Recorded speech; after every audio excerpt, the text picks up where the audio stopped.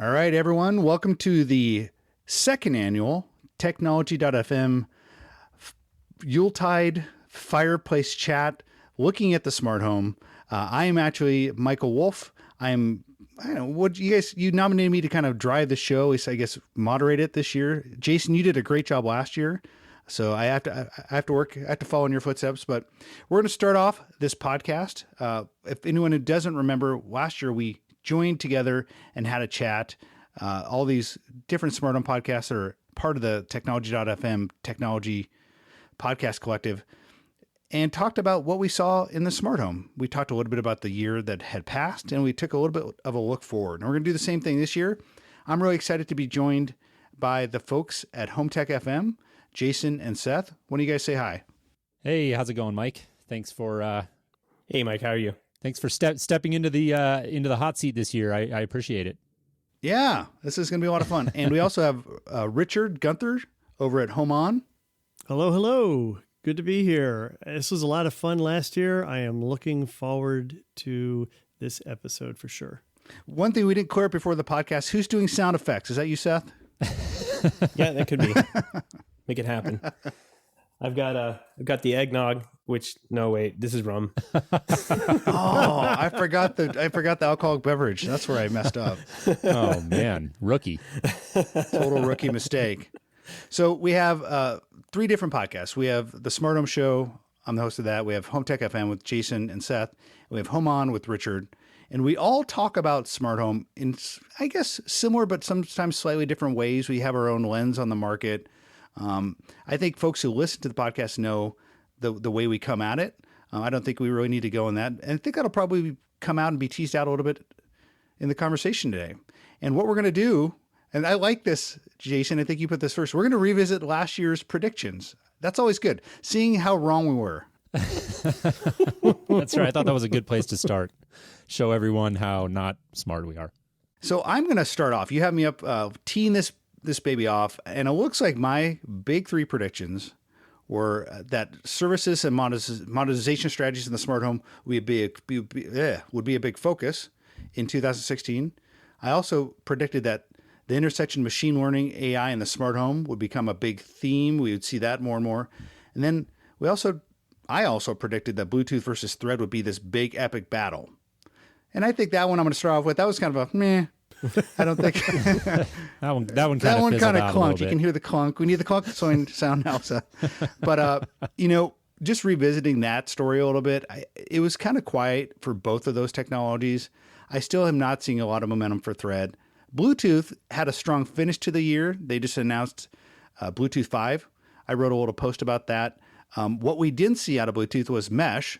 And I still haven't seen it. The Bluetooth SIG folks told me that will be coming in the first half of 2017. We will probably hear something early in 2017 about when that's coming. So I still feel like the complete picture for Bluetooth in the smart home has to include mesh, just because when you look at Bluetooth on low power devices, they're not going to be able to do Bluetooth 5 extended range, most likely. So I think that mesh is going to be a big part of the story there. So what do you guys think on that? Yeah, the best quote I heard about Bluetooth is they should change their slogan to Bluetooth.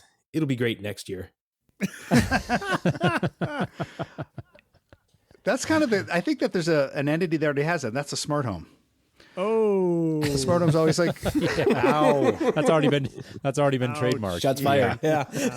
No, I think that one did kind of fizzle out. I agreed with you when you said it last year. I went back and listened to the last year's episode this week, and I really enjoyed seeing these predictions and seeing how some of them bore out. I do think Bluetooth versus Thread is probably one to keep an eye on moving forward. But yeah, not as big of a story this year, I don't think, as any of us thought. I do think that the intersection of machine learning, AI in the smart home that you mentioned last year was definitely a home run. That's a huge one that we've seen much of. My comment on that was ding, ding, ding, ding, ding, ding. Yeah. Winner, chicken dinner. There's the bell. That was great. Yeah, I mean, seriously, I think overall in technology, the white hot sector of the moment is artificial intelligence, it's bots. And I think there's a flavor of that in the smart home. Clearly, I think it's the female sounding artificial intelligence that shall not be named. Apparently I'm not supposed to say it. Starts with an A. That was obviously one of the big ones. I think Google's and Apple both started to think more heavily about that. So yeah, that was a big one. Mike, I know you have both now, Google Home and Alexa. Can you give us a report so far how they compare? Well, I felt like Google Home still is a little bit of a work in progress. It doesn't have as much instant information. I still think they're building out the database. What I've been disappointed with is, and this is just a nitpick, I think we talked about this, Jason, when we had you on the podcast, is it doesn't sync with my Google Apps accounts. It only works with gmail.com accounts, which I found just a little bit of an annoying nitpick. But overall, it's a pretty good product out of the gate. So have you any of you guys got that yet besides me? We bought 2 of them for work, and we sent them back immediately once they didn't work with Google Apps. It just wasn't worth us waiting for it. So yeah, not so much a nitpick. I mean, how do you have a personal assistant that can't tie into your work life? And I mean, what are you supposed to have? Just one Google account? No, it doesn't make sense. Yeah, that was the exciting part for me. Like, wow, I have all these. I live in Google from a workflow perspective, and like this can surface my calendars. Well, not yet. I might point out it's called Google Home, not Google Work. There's Richard, the voice of reason. Oh, Richard. No, where's the wah wah sound effect? No, I think that's a big deal, and I said that when I came on your show. I don't know. I mean, I live in Google as well. It's my day job here in Denver at a home technology company, HomeTech.fm. We run all of that through Google Apps. So an increasing amount of my life and scheduling and correspondence all runs through some form of Google Apps. And so to not have that seems like a pretty big deal to me. But I get your point, Richard, too. And I guess that presumably wasn't a huge initiative of theirs right out of the gate. Google has a history of rolling out their features first to the general product line and then adapting them for the apps. And I have a feeling that's because of additional security and complexity associated with the infrastructure that keeps all the apps working together. And you had, as one of your predictions, Richard, that Google and a couple of the other big guys, Apple and Microsoft, would continue to move into the smart home. And so with Google launching Google Home, you were pretty spot on with that. Yeah, so I think I probably fared a little bit better here because my prediction was that the 3 big tech companies were each going to make significant inroads in the home. And I talked about how Google and Apple and Microsoft even were all going to make pushes into the connected home. Google launched Google Home. I would call that a win. I know it's not there yet. I know it has a long way to go yet, but they finally got into the home stuff, and they had been talking about Google at Home years ago, like 2.5 years ago. This is their big play. I kind of wish that they had maybe put an additional radio or 2 in the device so that it could also act as a hub for all of the thousands of different devices that are available today. For whatever reason, they chose not to do that, but I think this is a great launch for them.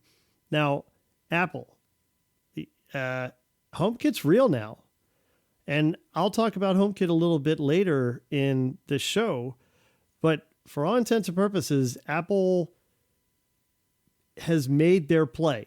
They have said HomeKit is here. It's a major part of our OS now.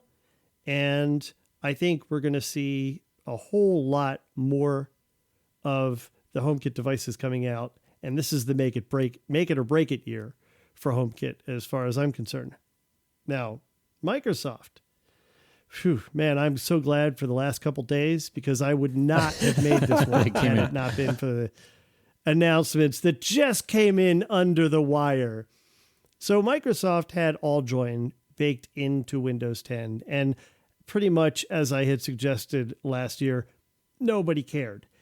it was a great opportunity for developers, but nobody's really building to AllJoyn. Not nobody, obviously, but very few people are paying any attention to AllJoyn. Just within the last couple of days, Microsoft teased that their Cortana AI is going to be built into all kinds of consumer products. And the first one that they've officially announced is a partnership with Harman Kardon. So you'll have a Harman Kardon speaker that looks suspiciously like an Echo. And instead of responding to her name, it'll respond to Cortana's name. And it will give you all of the Cortana goodness. And they've announced a skills kit to allow developers to build all sorts of support for it. So this isn't coming until 2017, but I'm going to call this maybe a half win. Nice. My only warning there is just don't play Halo around your Cortana integrated speaker. It might go nuts. Do you have to actually call her name out with "Hey" when you're playing Halo? I don't honestly know. Yeah, Richard, I think you did. I think you did get them all in there, though. And last year there was kind of a spirited debate. We won't go into it too much because, like you said, we're gonna touch on HomeKit a little bit, I'm sure, as we move through the rest of the show. But I know last year HomeKit was one of Seth's big picks, and there was a nice sort of heated dialogue there about if HomeKit was a real deal or what was going on. And so, yeah, I agree with you. I think this was a big year for HomeKit, and I agree. 2017 to me looks like a make it or break it year for Apple's initiative there. Now, Seth, let's move on to your predictions. I think one of the big ones for you was we'd make progress towards the conscious home. So first of all, explain what you kind of meant by that and how you think we did on that prediction. I probably should have listened to the episode again to remember what I was talking about. But I think it falls in line with what you were talking about with the intersection of AI and machine learning. The home becoming not something that is just reacting to you pressing a button or timer events that are going off. It's something that actually learns your habits and learns what you want to be doing and does it for you automatically. True home automation. And I mean, to that respect, I don't think we've seen any real progress, but I think that's where everybody is still aiming down the road. And you definitely saw that with the video that Google introduced Google Home with. I mean, if that doesn't tell you where they have their sights set on what home automation is and should be, I don't know what does. I mean, it has all of that in there built into a device that doesn't do much today, but could down the road fulfill this promise of a conscious home, something that reacts to you rather than being around, rather than just triggering off random events that you've pressed and made to want to happen. Although it will still do that. I just think we're not there yet, but I mean, we've seen Amazon just in the last couple of weeks put on the cloud, on the AWS services, more machine learning and AI stuff. We've seen Google getting further into this, and of course, Apple is still on the hiring spree and hiring everybody up around this. So I don't think this is anywhere near done, and I don't think it will be for quite some time. But at least it still looks interesting, and I hope that we start seeing small things, small things along the line of getting to where that Google video really showed where it could be. One thing that all these guys are good at are making these 1-minute intro videos to what the future of the home looks like. They're all so polished. They're amazing. Everyone's good at that, right? But to your point, Seth, I think you're right. I think the home understanding understanding the context of what you're doing is going to become more and more real.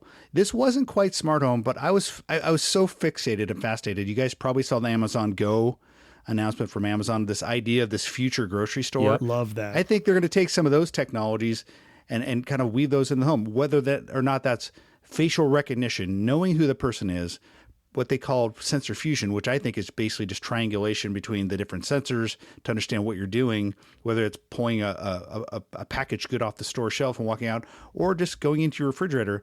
They're going to know what you're doing and then be able to give you some sort of response to that. So I think we're on track. I think Amazon and Google are going to be the big ones to watch in that respect.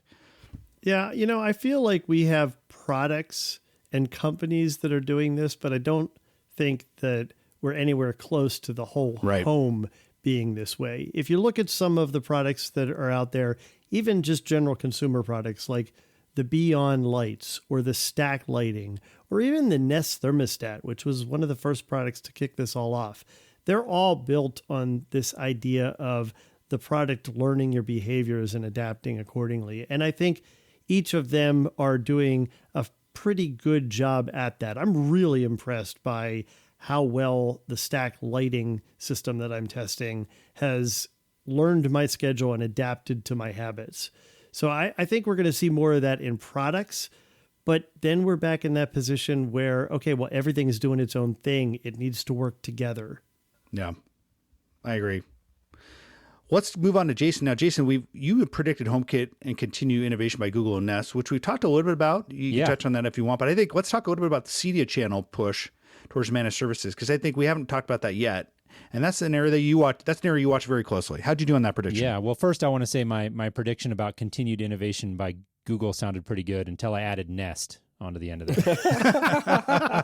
Right? What happened there? My gosh, just a train wreck. But we'll talk about that, I'm sure, a little bit later. Yeah. To your direct question, Mike, that was my prediction last year, and I think for sure it was a trend that we saw this year playing a huge role in Cydia. It was actually probably, to me, the single most important story that I saw come out of Cydia. It was like these managed services and what we've kind of coined on the HomeTech podcast is RSM, remote systems management platform. So products that allow, home technology professionals to remotely monitor and manage their client systems and prevent truck rolls and really provide a high level of service. And the end game to all of this, the big goal and the holy grail right now in the professional home technology space is RMR, recurring monthly revenue. That's a huge topic amongst home technology professionals and figuring out how we can kind of get our clients onto recurring plans and paying for service. And I think that's something that we'll continue to see moving forward. But definitely, it was a story that I predicted last year, and I think that definitely bore out.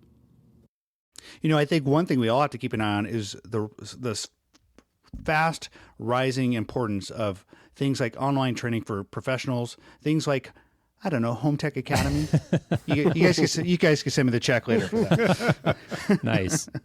Nice, Mike. I appreciate that. That was actually really exciting. I think I'm excited for that. We won't go into that because that's another topic. But we can point people back to the. You were kind enough to have me on your show recently to talk about it, so we can point them back there. Check out the Smart Home Show. I really appreciated you having me on, and it's definitely an initiative that we're very excited about. Now, the next wave of questions, we kind of finished our retrospective look back. I don't want to grade us, but I think I probably had maybe a C-. This is a self-grading exercise. Yeah.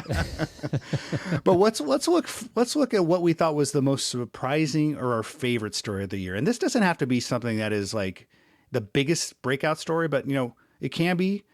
But what you kind of saw as like a nice surprise, or one of the things you thought were favorite. I think that I was pleasantly surprised by some new products. One of the things I liked was the Nucleus. I don't know if you guys saw that home intercom system. I thought that was a really cool, interesting category. And it's one of those things like you just kind of go, well, why hasn't anyone done that well yet? Because that just seems kind of natural.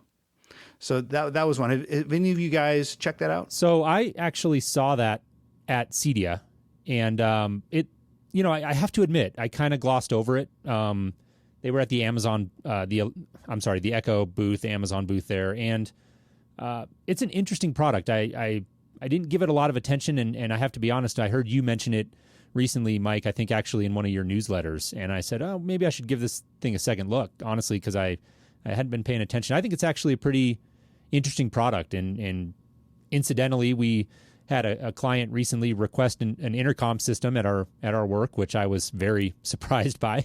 I don't know that we've had that request, and gosh, I don't even remember when. But it's nice to kind of have a new generation product that we can maybe point at. And I thought one of the other interesting applications is for like aging in place potentially was one of the things they mentioned at Cydia. So something easy for an elderly parent or somebody of that nature to just pick up and do some FaceTime, calling. I thought it was very cool. So interesting looking product. Yeah, I don't know if I can guarantee its success. I still feel like, FaceTime on iPads, like you may ultimately be the winner with, some sort of like intercom system. But I think it's an interesting one to watch.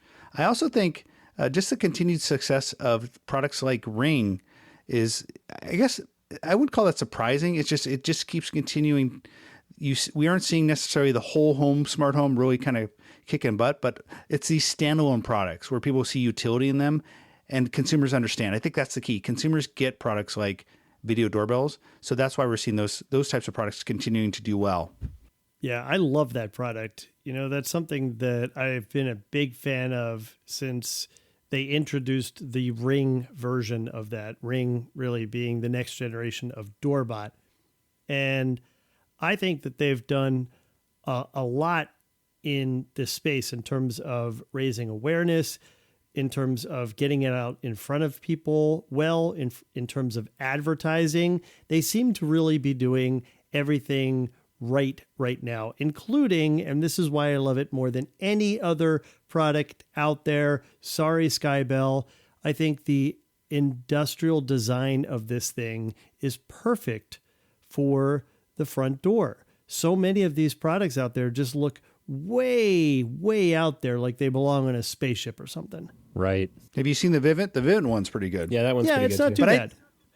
I think the whole front door is a great space for smart home, including the locks, the doorbells. I just think there's a lot of utility there. So I continue to think like the smart front door is like a great area for these guys. Yep, absolutely.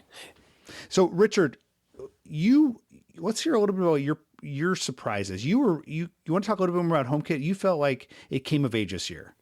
Well, I did, and that was a huge surprise to me because if you listen to last year's show, I kind of jumped down Seth's throat when he was talking about how awesome HomeKit was. Kind of.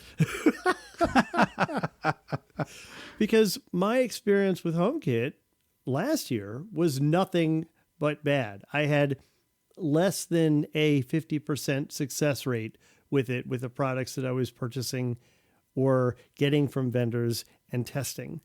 And so I was, joking with everybody else that this year at WWDC, what do you think? You think we're even going to hear HomeKit? And I was resigned to the fact that we were not going to. But instead, it was one of the top 10 features that they highlighted when they announced iOS 10. And they gave it like top real estate in the OS. It is a part of the control center, which is available even when your device is locked. I mean, I was stunned by how much visibility and support Apple put behind HomeKit in this past year. And for the most part, it does now just work. I still have devices that occasionally it can't find, but that eventually works itself out. And I'm really impressed by this. I didn't expect this to work out this way at all. Now, Richard, do you have an apology to make? Seth, I'm sorry. No. I think you were right on last year. But what I think I was looking at was forward moving. The infrastructure, the plan, the idea of HomeKit is so unique and interesting. To me, looking down the road, I could only see how it could only get better from where it was at. Even with minor investment from Apple, I was not expecting it to be a top 10 feature. I was not expecting it to be on the lock screen of the phone. I was not expecting it to be, so well integrated in with iOS 10. I mean, that's just not. I was thinking, hey, we're going to get a couple more devices and some third-party developers are going to come out with some really nice third-party apps to control this stuff, not Apple themselves. So right. It's definitely gone well beyond the expectations that I had for it this year. And I'm excited to see what they can do with it, because I do think the vision is completely unique to what something that Apple can do. I think that they have a jump on everybody at this point. I mean, a lot of the pundits made fun of them early on, but I don't see anybody playing this catch-up game. I don't see this type of HomeKit API being built directly into Google Android, for example. It's just not. It's not there. But you have over 500 million devices walking around with HomeKit on them and running. That's a huge market for anybody to look at and to ignore. It's crazy. If you're a business, why would you ignore that many customers? I mean, granted, a small portion of them will be buying HomeKit product, but that's still a small portion of that many customers is still a lot of customers. This is kind of crazy, and it's early days yet, but I almost feel that even with the approved hardware requirements and the certification process, that we're getting to the point where if you're coming out with a new device that works with HomeKit is almost table stakes. Mm-hmm. Right. Yeah, I agree. I think that, I won't rehash it too much, but I thought that their decision to include home control within the control center from the lock screen, that if you're not really tuned in and paying attention, that's one of those things that could easily just escape you. But to me, as somebody who follows the smart home and a little bit of development and how Apple's been moving through that space, to me that is significant. The fact that they chose to do that, that's hallowed ground in iOS, and so the fact that they would give HomeKit that sort of front and center billing in iOS 10, I thought was significant and really showed that Apple is very committed to the smart home, which is something I think we were all starting to question. Now, your second runner-up, Richard, is I think we all were a little bit surprised by how public Nest troubles were. Yeah, it's kind of crazy. And, part of it is that the troubles that they had were so public, and it was like watching a train wreck, right? It was like you're reading someone's Facebook page of a breakup or something. It was just... It was like Wink. Insane. It was like Wink 2.0.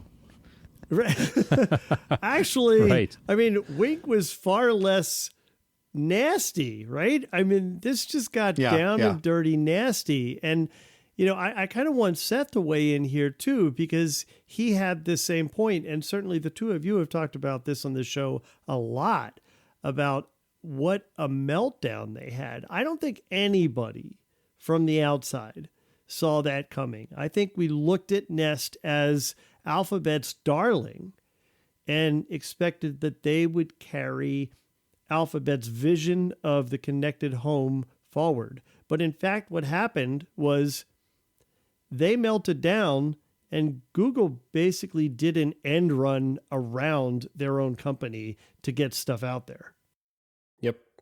Yeah, I mean, if I was thinking HomeKit was going to do well, I sure wasn't thinking that this was going to happen to Nest. Just it wasn't even a couple of weeks later. It was by February we were constantly talking about Nest and the troubles that they were having. And I mean, I can't believe that today we're still waiting on product. I mean, what do they have? I don't know other what you're than... talking about. They put out lots of new product. Come on. Right. We have colors now. We have colors on the Nest thermostat. And a really sweet outdoor camera, right? Yeah, with a beautiful white cable that everybody's spouse is going to love cord. Having stapled to the wall. Swing and a miss, man. Ouch. Yeah, I can't believe that. I can't believe that we're here in December and Nest has released. I mean, really, what's amounted to? I mean, we were all joking around here, but like nothing, really nothing. Zero product. Yeah. A couple of nice point upgrades, I would say, especially on the software side, where the cameras can now detect motion detection. The motion detection, not just pixels moving, it's people moving, and you can pick that up. That's nice. But I mean, that's software. That's not hardware. That's not what I thought. That's not what I think everybody was thinking that these guys were going to come out with. I mean, where's the Nest security system? Nest, it's made for the home. Like that name right there is perfect branding. And they have a couple of cameras, some smoke detectors, and a thermostat still. Just unbelievable. So yeah, I'm just shaking my head at this one. It just doesn't make any sense to me. It seems like it was driven in large part by Tony Fadell. And like that was from the beginning, in retrospect, looking in the rearview mirror, a force fit. It was not a great fit for, I think, Google's model, which, he's used to kind of being kind of a kingpin and driving things, and like he just had all these turf battles. The Dropcam open letters from the response from the old Dropcam CEO. It was just like you said, a slow motion car wreck. It was amazing to watch. Yeah, I got to wonder. We can move on here. I'll make this quick, but I just have to wonder with the new leadership, what we'll see from Nest, particularly in light of the fact that Google did an end around on them with Google Home, and how's that all going to shake out? We had Gene Lanois on our podcast a number of weeks ago. He's the head of their Pro channel, and he great guy. They seem like they really get it when it comes to the professional, and that's obviously I think a small piece of the pie for them. Although he did say it represents a substantial portion of their sales, and so. With their installed base, their huge presence in the market, just in terms of consumer awareness and new leadership, I don't think we write them off, but I am very curious to see what they're able to do moving forward. We also, just real quick, we should mention, Google's efforts in the smart home are more than just Nest or more than just Google Home. They just announced, as you guys probably saw, Android Things, which is basically I think it's a renamed Brillo is basically what it is. So it's their Android-based OS for Internet of Things. So I think we'll see more from Google next year, including, I think, what I would call ingredient technology and platforms. If Google introduces one more infrastructure component without actually delivering product on it, I'm going to rip my hair out. Yeah. Ding, ding, ding. It's getting hard to keep track. Seth, I have to ask you, you're one of your big surprises of 2016 was the Wipe Warmer 3000. You have to tell us what this is. Yeah. It's a key part of our show, and there was an invention that I made, and I sent over to Jason earlier. This was a story arc. It covered multiple episodes, and it culminated in Jason opening a box live on air and pulling out of the box a Internet of Things controlled wipe warmer for baby wipes. And revolutionary. Yeah, it's a visionary product. And if you go to wipewarmer3000.com, if that domain still works, that should bring you to the... Also, kudos for that. Seriously. Well, marketing. So it's got to happen. So I haven't really come up with anything for this year. I've been kind of busy myself, and I may need a Wipe Warmer 3000 for myself. But hey, speaking of that, Seth, now's probably a good time to give a quick mention here. I know you and your wife are getting very close to your due date, right? Yeah, absolutely. We're on baby watch right now, so. So I'm not going to run out of here Seth any second. But hey guys, let's kind of mute Seth for a while so he can't hear us. Maybe you're just Seth. Don't listen. Guys, let's go in on a Wipe Warmer 3000 for Seth as a baby gift. I have a better idea, Mike. A Wipe Warmer 4000. Oh, the 4000's out. The second gen. Seth, your next big surprise, your next big trend of 2016 was M&A madness. There was a lot of consolidation this year. Yeah. Now, just scrolling back through all of the stories of 2015, I kept seeing, ADT has been acquired, Vizio has been acquired, Nortec got acquired, SnapAV has been on a buying spree in the Cedia side. Harman was purchased by Samsung, and of course the big AT&T Time Warner thing that's still floating around out there. I'm not a business guy, but I know you are, Mike. This is a lot of money to be moving around, and what's going on with this? Well, I think we talk a lot about how smart home changes. It's kind of disruptive, how it changes things. I think to a certain extent, we are seeing that with things like ADT getting acquired. I think that, the reinvention of home security has been a thing I've written a lot about. I think that's a big deal. The AT&T Time Warner thing, I think it's a bigger story than just smart home, but I think that's a part of it. So I think we're just kind of in the telecom world is consolidating, the security world is getting mature. And so I think that's not all that surprising. Nortec is interesting because they're kind of like in some ways an old school company, but they also have some pretty cool smart home stuff.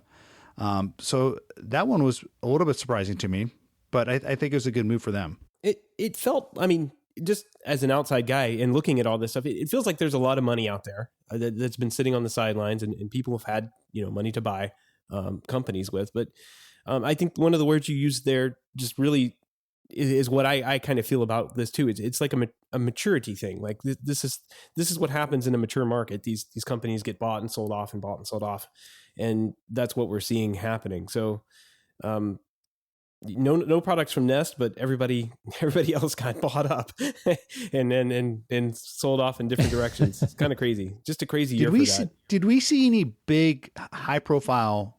I'm trying to think now. I'm racking my brain. I'm gonna kick myself later. Any big high profile smart home startups get acquired? Nothing jumps to my mind. No, there were no Nests this year, were there? There's nothing like that. No, not at all. I think there was a pullback on, I think, just overall excitement about the category, just in general, because of some of the troubles like the Winks of the world. So I think that's probably why, and people are starting to realize that hardware is hard. So I think that's part of this larger theme of, okay, guys, if you're making a cool device, great, but what's the business model here? How do we make money? So right. I think that's probably why we didn't see any of those big deals. Yeah, and you talked about it on our show last year, just some retrenchment going on in the smart home, and I look back to when Seth and I started doing the Home Tech podcast. It was coming up on 3 years ago, and it wasn't long after we had started doing it that the whole Nest acquisition went down, and Smart Things was that same year, and that was just a wild year in terms of home automation hubs and platforms coming to the market. And I do think right now we're seeing that things sort of shake out, maybe consolidate in a loose sense of the word, in terms of people just reevaluating what's our value add, what are we coming to market with. And I think it goes back to your point that you mentioned earlier, just seeing interesting innovation in point products and people looking at the market differently and saying we don't have to be the be all end all or the one stop shop for everybody. If we can just come out with a cool product that solves a problem in a unique way, we can make a nice run at it. I think one of the areas where we did see some innovation and some excitement was in a kind of a surprising place, which is Wi-Fi. Wi-Fi, we tend to think of like this old born technology, but Jason, one of your surprises for the year was the interest and excitement around mesh Wi-Fi. Yeah, this to me was definitely the biggest surprise of the year. Like if you would have talked to me last year and said, hey, Wi-Fi is going to be a sexy category by the end of this year, I would have thought you were crazy, but here we are. I don't know. I think Mike actually said that. Maybe not those words, but I think he kind of hinted at that. Oh, did he? Last year's Mike, I'm now going to grade myself. I'm now a C+ now. I've moved my grade up. You went up. Good for you. Yeah, I think we had started to see maybe some of the early signs of it, but gosh, you've got Eero, Luma, Plume, Ubiquiti, Amplify, Securify, Allman. They've been around for a while, but they've got the Allman 3 now. Netgear's Orbi. I have my Google Wi-Fi sitting here right now. Google Wi-Fi, yeah. So I mean, just rattling off some of those, I'm sure there's probably one or two that I missed. Starry Wi-Fi is another one, I think, coming at it from a slightly different angle. But there's just a lot of companies trying to solve that Wi-Fi problem, I guess, if you could say there's a problem. I do think that in a lot of existing homes, my parents are a great example. Decent sized home with really poor Wi-Fi coverage and not a lot of infrastructure. It was built, a while back. And so, relying on repeaters has really been the only option in the past. And as anyone who's tried to use those or had to support clients who tried to use them, they're generally pretty awful. And so having, great mesh options at a low price point is super compelling. And so when you look at it now in hindsight, I'm not surprised given how much more demands the average consumer is really putting on their network and their Wi-Fi. It's obviously an area of opportunity, but I do have to wonder how many of these companies are going to be able to make a sustained run at it given the amount of competition there. And then the last thing I thought that ties into this story that was interesting was Apple's recent sort of quiet announcement, I would say, that they're getting out of the router business. And I just have to wonder, I don't know, it's pure speculation, but I just have to wonder if Apple was looking at their technology and thinking, well, we've got a choice. We've either got to, revamp this and get into the mesh game or just get out because there's just too much competition. And I just have to wonder how much, if at all, that factored into their decision. Yeah, that's an interesting point because really they were the company that was able to sell a router outside of that commoditized space. And now we have all these companies that are selling these Wi-Fi access point systems, and not, aside from a router, you might already have a router, but now you have this mesh network of just your wireless, and that's going to cost you anywhere from $300 to $500. It's kind of impressive that people are paying it. It is, but Wi-Fi is a pain point for people, right? And I think that obviously we don't know how many people are buying it, but I think that this is one of those interesting things for me and Seth. I think coming from the CEDIA background that we do, I look at it from two sides.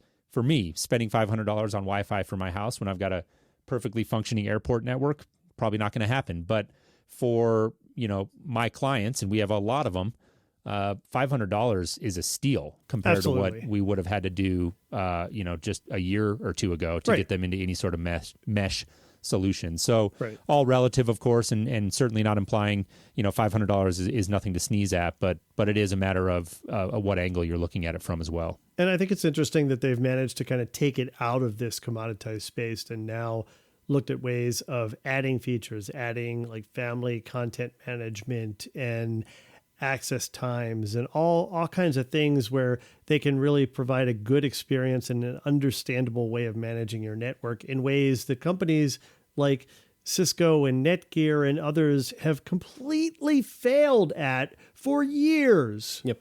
Yeah, I'm glad to see these products out. The performance is there, and even better for me, the way these things look. I'm just so happy that somebody released a Wi-Fi product that doesn't look like a robotic spider, because these things got so ugly. They just got so ugly, and like, why would anybody want to look at these things? And then I get one of the Ubiquiti amplifiers in, and I'm looking at it. It's a really nice looking product. I mean, the Eero, we saw them at CEDIA, and Luma. These things look great. So I'm just happy that these things are consumer focused and really look like it's something you'd put out on your desk and just to get used. Not only to get good Wi-Fi, but also to have something that doesn't look like crazy alien spaceship thing that some nerd came up with. Like it's just it's well designed stuff. And Right. I really appreciate that. Jason, your last surprise of the year, very quickly, you mentioned physical control. This will not be a surprise to Seth. I know that. And probably not to listeners of our show.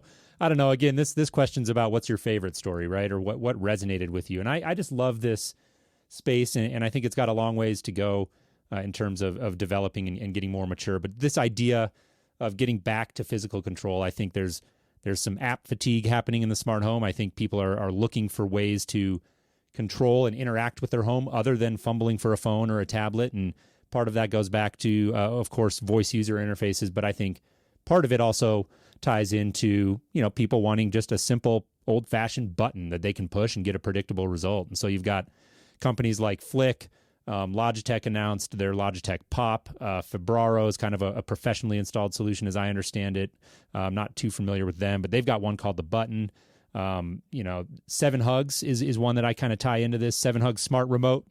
They're cool looking product, I think. And just saw an email from them. They've got $1 million in pre-sales for their smart remote, and so I tie that into that category as well. Just ways to control your smart home aside from using an app. And I think that physical control really does, in my opinion, have a place in the smart home moving forward. I love buttons. I think Richard's made fun of my button love before. Mike, you and I are cut from the same cloth. I like just a button. Give me a button. I like the tactile feedback. I mean, I did too. And I was actually really bummed. I don't know if you guys know this. I'm a big Pebble fan, and I had actually crowdfunded their last watch, and I didn't get it. And they refunded my money this week, so I was bummed.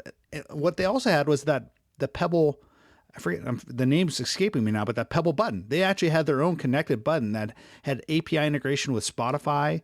And I just had this vision of like this button that was going to go on my keychain that I could connect to cool services. So I love this idea of very simple interfaces, physical interfaces. I like that too. I think it's a great idea. For Pebble, I thought it was a distraction for them, but I think there are many companies that are doing this well. I love the Febraro offering. We're talking, and I have an image of the Febraro button on my desktop because I'm working on a story about it. And they have this big red button that looks like a panic alarm, like a big, huge, don't touch this button that should be under a plastic cage, you know? I love that. I want one of those. I think in fairness, it comes in different colors, right? It does. It totally does. Yeah. But it does. It looks like a panic button. Yeah. Right about now, we need a sound effect, Seth. What does the button sound like when you press that big red button? There we go. No, it's the only sound effect I have. No. We need it was like a sad horn sound. We're a volunteer show, Mike. That's the only one we got. Please contribute so we can get better sound effects. And my favorite offering here is still to date the Pico Remote. I think the Pico Remote is probably one of the best options out there for providing people who otherwise don't have a means of controlling their electronic devices with something that is a physical switch that can fit in the wall. Love those things. And we didn't mention the dash. We got to mention the dash because I think I like the idea of the AWS button that they actually put out for developers that isn't tied to any sort of cheap packaged good that you can actually develop around. I think I've been crying and telling Amazon they need to do an all-purpose button. I'd love it for them to do that. Seth, I think that was the button that you ridiculed for doing nothing, right? Yes, the button that does nothing. It costs $20 to do nothing. Yep. It'll get there. No, I love the idea of physical control. It's a area that I watch closely, and I think that we'll be interested to see what continues to develop in that space. Now we have a supersized show growing, and I didn't mean to interrupt you, Richard. So we're going to move on. I'm going to step into my moderator role here and crack the whip a little bit. We're a bunch of talkers. We can probably make this like a 3-hour episode, but we're going to move on to the second question, the second overall theme, or maybe it's the third now, on what we think was the most overall important story for smart home. What was the biggest story? And Seth, we're going to start with you. Oh boy. Well, I think this year, for me, it's been security and seeing what has happened here. Geez, in the last even couple of weeks, but this has been going on all year.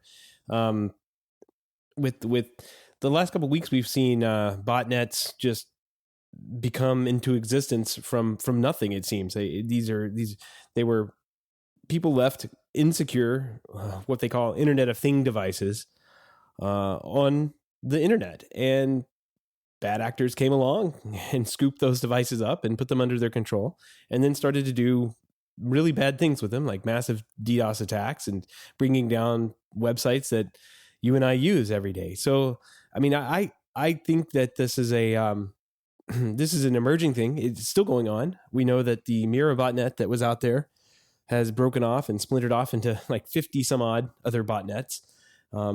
And they're still seeing these massive amounts of traffic that are out there. I think that there will be more of these attacks to come and more devices infected with what is essentially a virus. And I think we're going to have to really sit down and think next year how to fix this problem, because it is fixable. The devices that were hacked weren't installed correctly. Most of them were cameras, like IP cameras. So whoever opened up ports and put these onto the Wild West internet installed them incorrectly. And I hate to think of it, but I think, I'm not a big government regulation person, but I think this is going to be one of those things that you're going to see the government get involved with, and say, at a minimum, if you produce a device that has that connects to the internet, that device has to be able to be updated securely, and you have to prove that before you can sell the device. I mean, they do this with all sorts of things, like cars and other things like that. Like, why not with internet camera that by itself can't do very much, but collectively can bring down billions of dollars of commerce. The interesting thing that I'm still like struggling with on this story, particularly the one about the Mirai botnet, or however you pronounce that, is it's just this, and I'm still trying to figure out what this means, but it wasn't like the end users that were really impacted by this story. It was like their cameras were hijacked and converted into zombie computers on this botnet army, and they went out and attacked Dyn, a big DNS server, and took down internet all over the East Coast. And people who had these cameras in their homes probably had no idea, right, that was even happening. And so it just, to me, again, I don't know what to make of that, but it's an interesting wrinkle to the story. And I think that it it's doing good in the long run in the sense that it's raising awareness and that people are becoming more tuned into the fact that connected devices do come with vulnerabilities and they should be taking that into account when they make their buying decision. But I still think that, until this story hits home in a more, prominent way where end users themselves are really directly affected, I think that it's still going to struggle to get the attention of like the mainstream news consumer, I guess. I think this is a huge story. I think both of your guys' comments are spot on. I think it's, we can't rely on consumers who by and large aren't technical people to have to install things correctly. We have to design products that go out to them. And one of those things is to force them to move away from the default password. Do some sort of onboarding that doesn't require, they just can't plug it in and its password is the password. That is a problem that I think can be easily, that's one of the easy things we could fix. I think I work with the Internet of Things Consortium, and they're working as a body to create best practices. I think we saw the Department of Homeland Security release basically a memo after the Mariah bot attack about, hey, we need to do these best practices. So I think this was a big wake up call. This is going to be, we're getting a little bit into next year, but this will be a huge story going into 2017. Yeah. Yep. Now let's move on to you, Jason. Let's talk a little bit about this idea of smart home as a service, recurring monthly revenue. This is one of the things you think was the biggest story of 2016.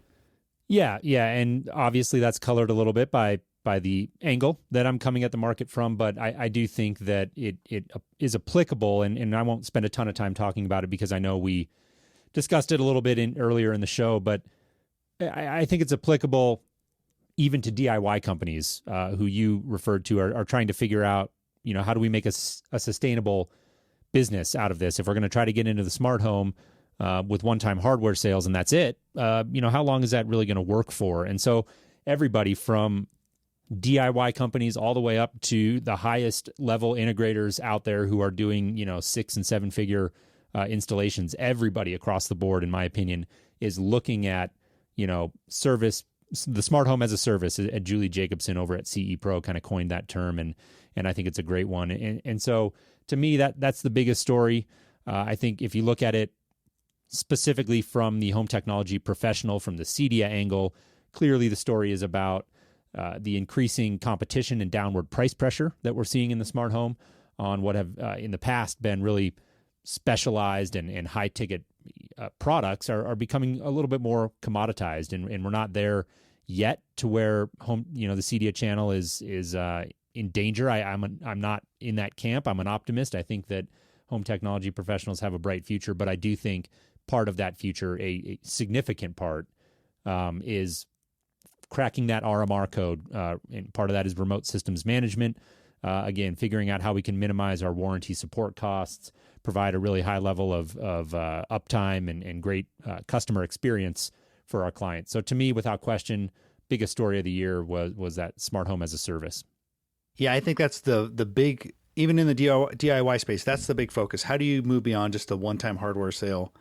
And this is veering a little bit into, I think, the third tier of smart home we don't talk a lot about, but the managed smart home from the big cable guys and some of the security guys, that actually is maybe one of the most successful segments of the market. And I actually think the one company we never talk about that is probably the most successful smart home company is Vivint. I mean, Vivint is just killing it, and they don't even call themselves a security company. They call themselves a smart home company.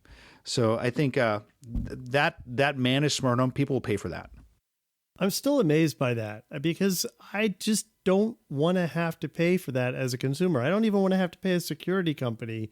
So to pay for someone to manage, and particularly maybe Vivint is a different story, but like if it were my AT&T or my Verizon or whatever, I don't want to pay them extra money to manage my home, probably because I'm more of a DIY guy. But yeah, Richard, I was going to say there's a lot of things we could say about you, and one of them for sure is that you are not the average consumer. No, that's a really good point. But don't you also feel like companies are trying to potentially extract additional money from customers, particularly when they're telecom providers and they're trying to get smart home services, and that consumers have a mistrust of that? Yeah, I think that could be a a fair assessment. I think there's got to be a value add for these companies, and I think that's the big question. But I don't know that I see it as them.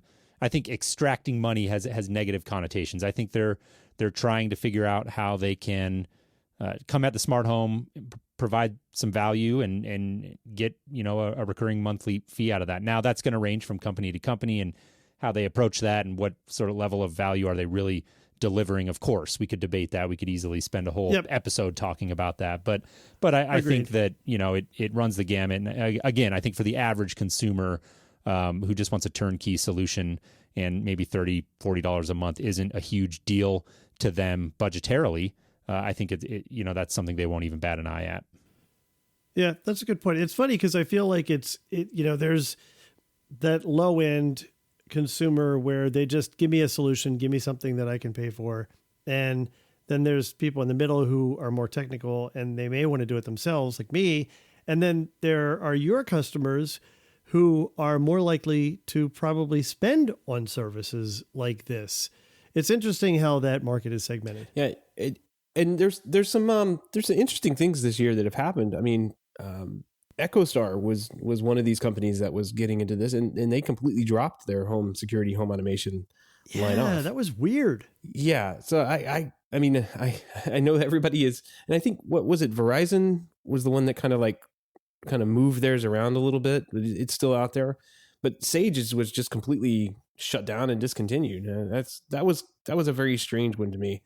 And I'm kind of falling on the side with Richard here, where the EchoStar customer, the Dish Network customer, is somebody looking probably to save a couple bucks on a cable bill, and for them to offer a premium service on top of it.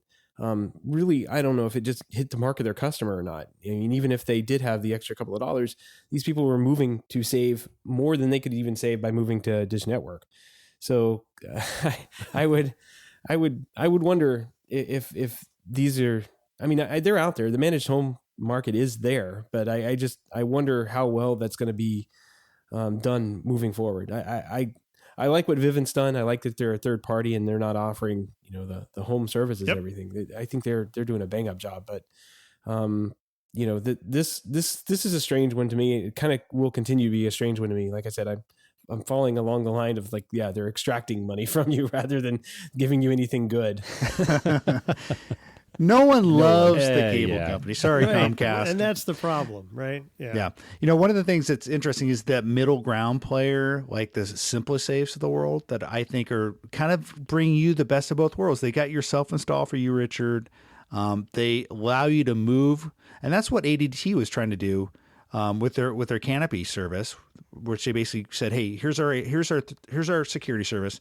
If you're a DIY home security company, you can now integrate with the professional monitoring and security service, and you can offer your product. They'll pay us a little bit of money. So I do think there's some innovation happening in that space, and maybe some ways in which you can fit the needs of people who don't want to pay and get a 2-year contract. So I still think that area is going to be interesting to watch. For sure. Let's move on to what I think was the story of the year. I think without a doubt, Amazon and the Echo and Alexa was the story of the year for smart home. And I'm gonna one up all you guys. I've actually been doing a survey on this. I'm gonna world debut my survey results to a certain degree. When I did a survey of smart home insiders through my newsletter and through social media, this by far was the runaway story. 2/3 of the people who responded said this was the biggest story of the year. I think we all kind of saw it last year. We saw, hey, Amazon with Echo and Alexa. Wow, this is a surprise. But I didn't think it would, I don't know if we knew what kind of magnitude of success they would have this year. And I think just strategically, I talked a little bit about this before, maybe, I think last year, Amazon just is outmaneuvering to a certain degree. They're playing, this is an old saying, but they're playing chess or everyone's playing checkers. They kind of did this thing that no one really expected. And now everyone's trying to kind of copy them. Right. Google's trying to do the same thing. So, kudos to them. Speaking of outmaneuvering, Mike, how could you come to the table with this big survey result? Heads up on that. Hey, hats off to you. Well, this is I'm world debuting it on our podcast, guys. I'm flattered. No, I think it is. Clearly, we've said a lot about AI and voice control, so I won't rehash it. I agree. It's huge story in the smart home. Big enough that it was my pick too. I honestly think that the digital home assistant at large is the big story of this past year. I was a naysayer. I was the person talking with you, Jason, on previous episodes about how I still don't believe in voice. And largely, it was because Siri was so bad. And I think that what Amazon proved is that you can do it right. You can provide developers with the right tool set. You can iterate and you can gradually provide additional capabilities in an agile way. And if you don't know that term, don't worry about it. But the point is that they have incrementally improved this product since it landed in my home. I got one of these not because I bought one, but because I received it as a gift. And I can't imagine my household without it right now. Very cool. And they're continuing, right? I mean, they released the Dot. They released bought some of them. Oh, you bought a Dot. So now you're such a convert. You went out and bought it. I think maybe if we, in a couple of years, Richard's doubting of voice control will be like the people who said the internet was a fad. So we're gonna have to surface that like 3 years from now. We're gonna surface that and play it for you, Richard. It's like when the people at Apple get on stage and say, "We're never going to do this." You should pay attention to that. Right. I got to admit, I was a late convert to the voice control game as well. And a lot of it had to do with just how bad they were, like you alluded to, Richard. But also, I think in hindsight, to me, it was a form factor thing. And when voice control was still tied to pulling a phone out of your pocket and pushing a button and waiting for a second to then issue a command, to me, it just that was just too much friction, I think. Right. And so having that always on form factor to me was the big kind of turning point when we talk about AI and smart assistants in the home. Yeah, absolutely. And I've always had a hard time imagining, how do you get mics all over the house? I mean, seriously, how do you do that? I never would have come up with the concept that Amazon did. Never. You know, there was and I'm going back to the Amazon Go thing that really surprised me about that video. The one thing no one really talked about at the beginning of the video, and I think this plays out to all their things they're doing. They said 4 years ago, we started to think about how to reinvent the grocery store. And I'm thinking, you've been working on this for 4 years. So it makes you wonder, what else are they working on? What other crazy things is Amazon working on? Come on, let's be serious. All they did was they bought the mini bar company. All right, guys. So Seth, do you have a sound effect for like looking in a crystal ball? Oh yeah, I'll edit it in right now. We'll fix it in post. We'll put that in post. So now is the part of the podcast where we look into our crystal balls. We look into these binoculars and see what's coming in the next year. Richard, we're going to put you on the hot seat and ask you what your big predictions are for 2017 in the smart home. Yeah. So one of the things that I think is happening is that people are getting sick of all the apps, and I have to say that I have anticipated this for years.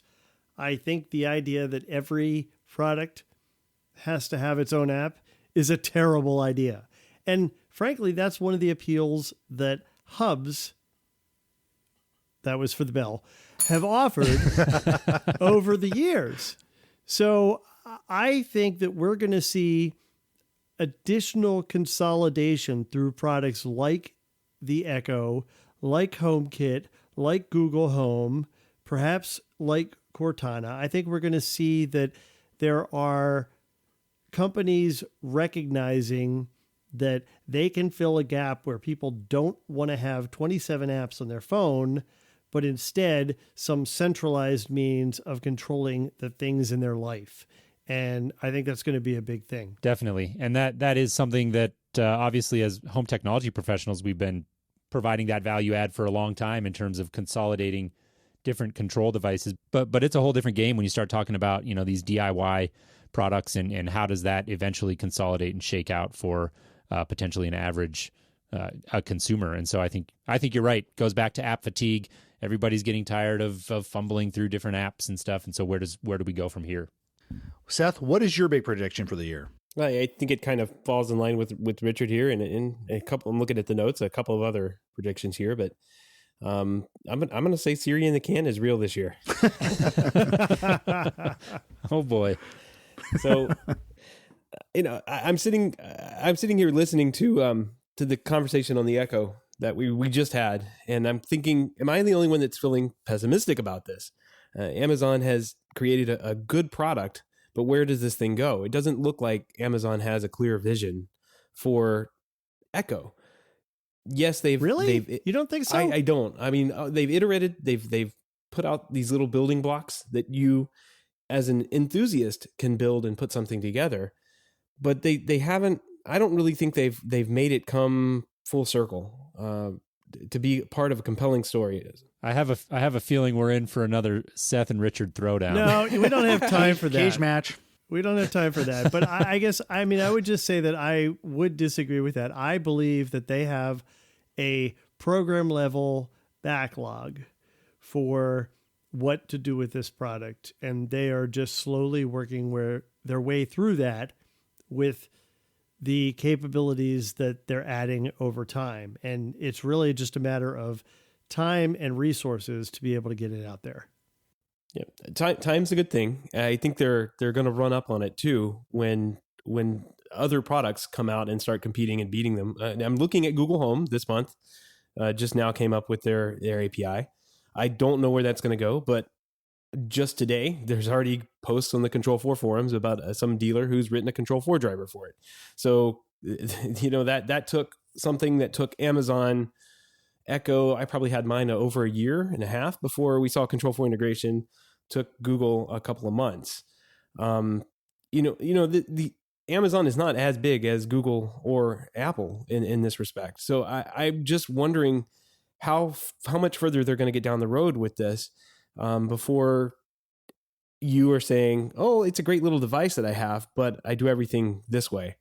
I don't know. But I think that Siri and Google are going to be some pretty formidable opponents that Amazon is looking up a bigger hill, I think, than anybody realizes at this point.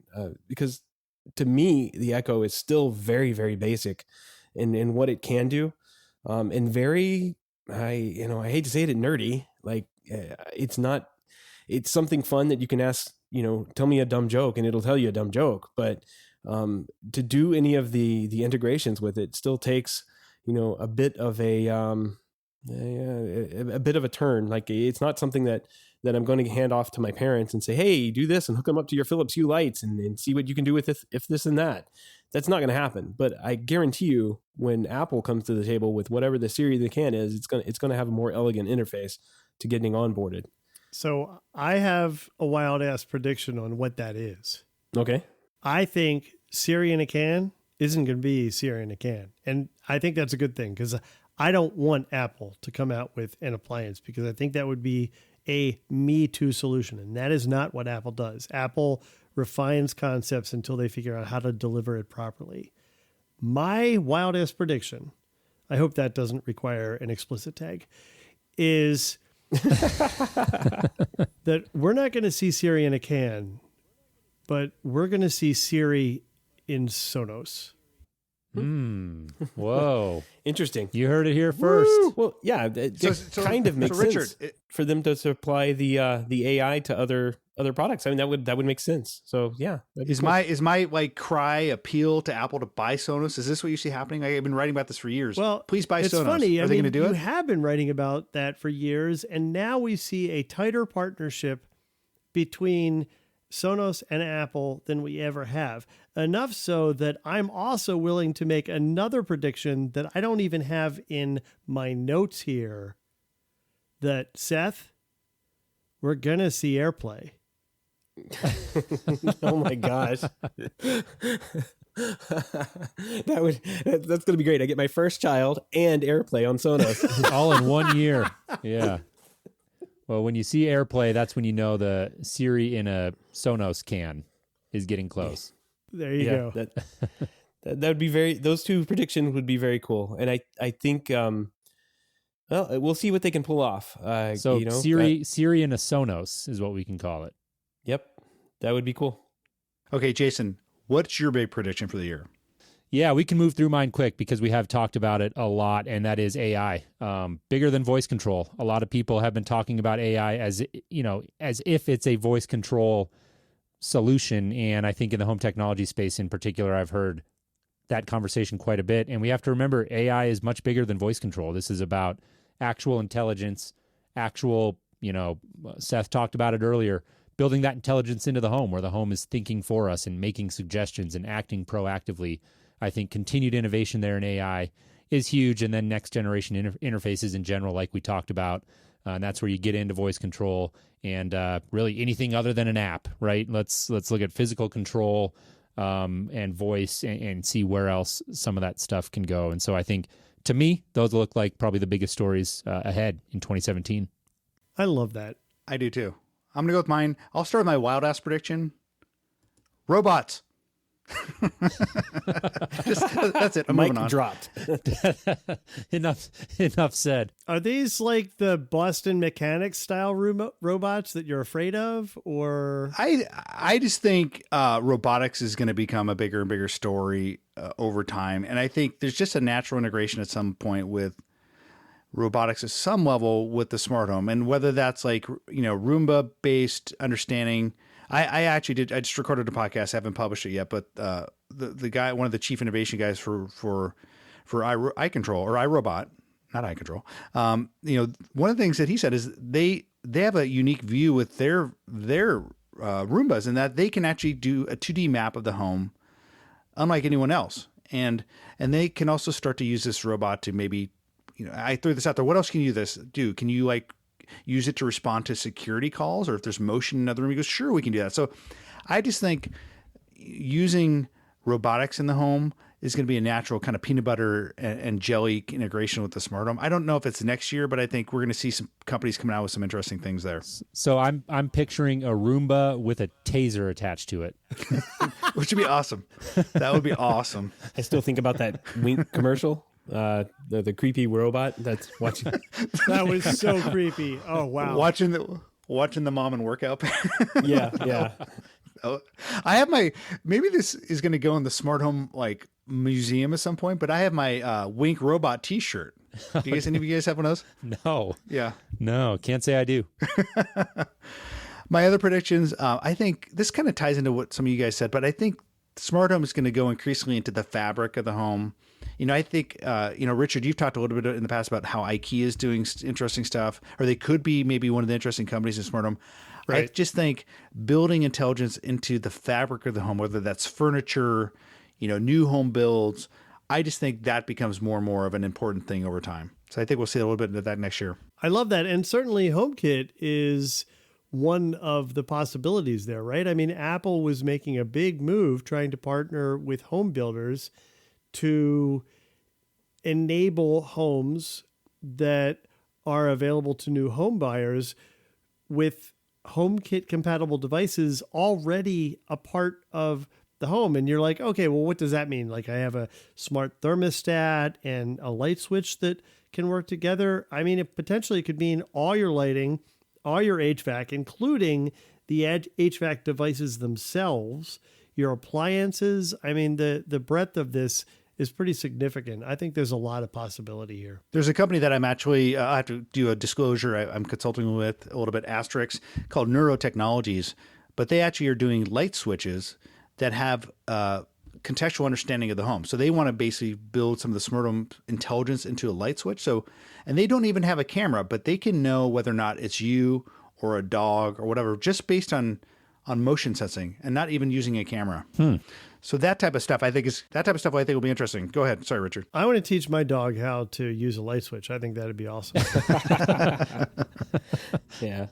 I think Apple and any company that can get into being just a line item on a home being built is such a smart move at this point, because Jason works with these builders. I've worked with the builders in the past. I mean, they're looking to move people into the homes, and if they can have a company kind of like Apple or even maybe Samsung behind them, and say, hey, this is a smart home. It's made and kind of approved by Apple. I mean, that's huge for them.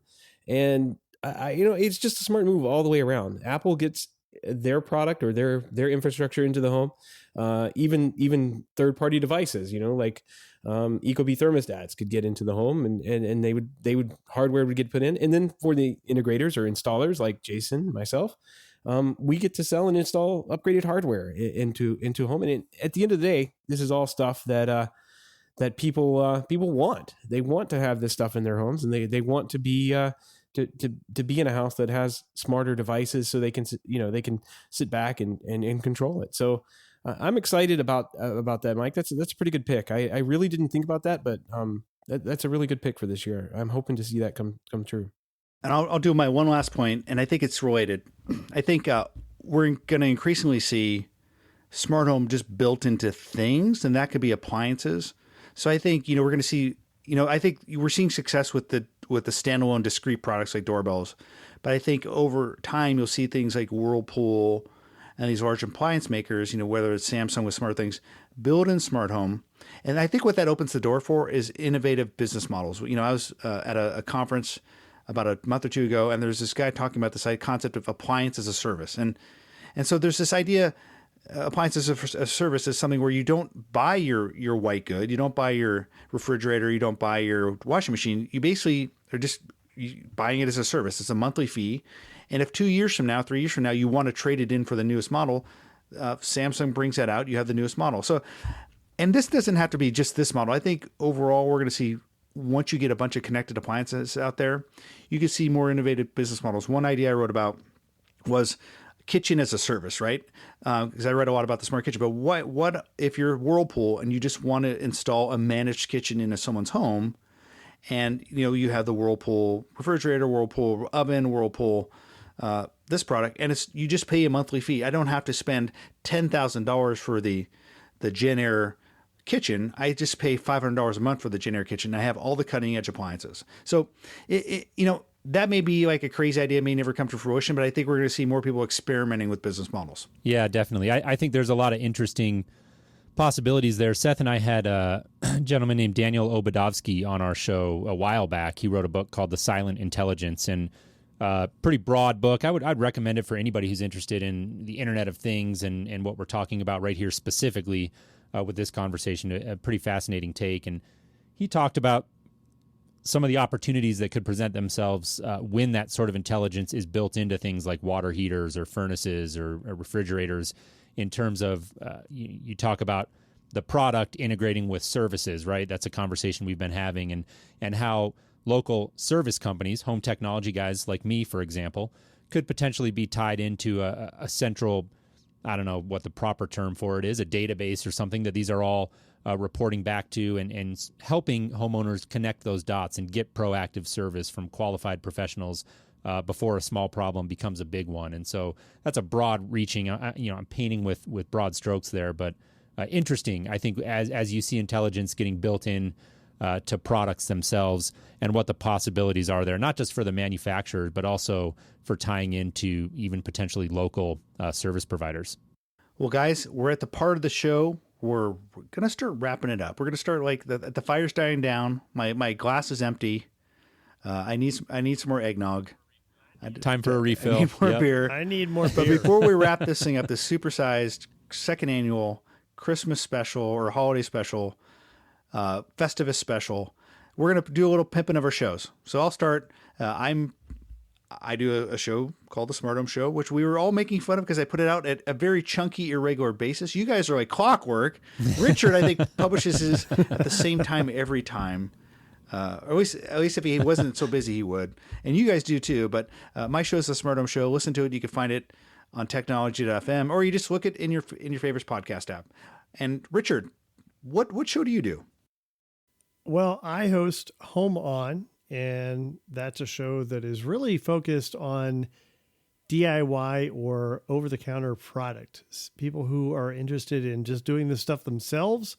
We focus on. You don't need a prescription. Technology. You don't need a prescription for your products. You can just buy the products you talk about. And the product, exactly. You can just get them, buy them. You don't need a doctor's approval or anything. It's awesome. So if that's of interest to you, check us out at the Digital Media Zone at thedigitalmediazone.com. And lastly, Seth and Jason, what do you got? What do you guys do? And I think you should pimp also not only your podcast but your new business effort. Yeah, thanks, Mike. Appreciate that. So we do the Home Tech podcast, which you can find on our website at HomeTech.fm, or of course in all the iTunes and podcast directories that you would expect.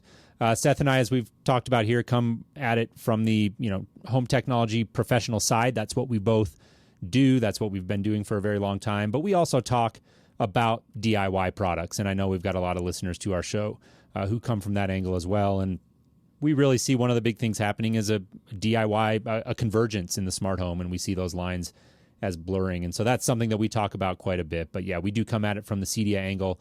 We put out a show every Friday, and we really enjoy doing it. We get guests on, have interviews, and sometimes Seth and I just catch up and talk about news. So yeah, if there's anybody listening who hasn't checked out our show, we'd love to have you come on over. HomeTech.fm is where you can find that. And then, Mike, thanks again for a couple of plugs there. We recently launched HomeTech.academy, which is an online learning site, and that one is targeted right now, at least, at home technology professionals, and we may change that or broaden that out to do some DIY stuff. But it's really an online learning platform to help home technology professionals understand the different software tools and products that are out there on the market. So we'd encourage people to go check that out as well. Once again, HomeTech.academy. So thanks again, Mike. We appreciate it. All great podcasts, guys. You can find all of them at technology.fm. But this has been a lot of fun. I think we need to keep doing this. Absolutely. Yeah. 3rd annual. This one crept up. I could hardly believe it had been a year, and I'm really excited that we were able to find a time that worked for everybody and get back together. And Seth, hopefully we didn't interrupt any baby deliveries. Not yet. It's soon, though. We're... Well, congrats on that, by the way. I know I've said it on our show, but I'll take this opportunity to say it again. Congrats and welcome to fatherhood. And I have one piece of advice for you. Do not name your child Alexa, Siri, or Cortana. That's the only advice I'm going to give you. That's good advice. Done. And we just set off devices across the entire world. Oh, man. All right, guys. Happy holidays, everyone. Happy holidays. All right. Happy holidays. Take care. See y'all.